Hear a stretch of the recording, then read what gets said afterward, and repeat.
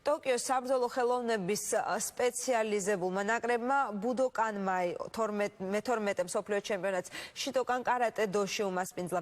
ჩემპიონატში 50 ქვეყნის საუკეთესო სპორტსმენი მონაწილეობდა. საქართველოს 5 სპორტსმენით იყო წარმოდგენილი და ორმა მათგანმა მზეჭაბუკ მახარაძემ და ნოდარ ხაჩიშვილმა ვერცხლის მედლების მოპოვება მოახერხეს.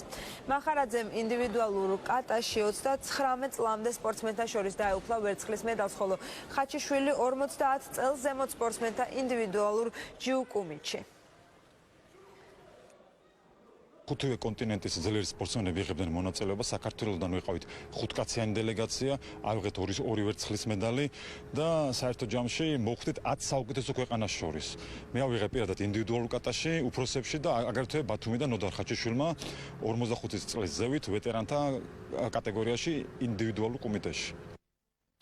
ფინეთმა ეგრეთ წოდებული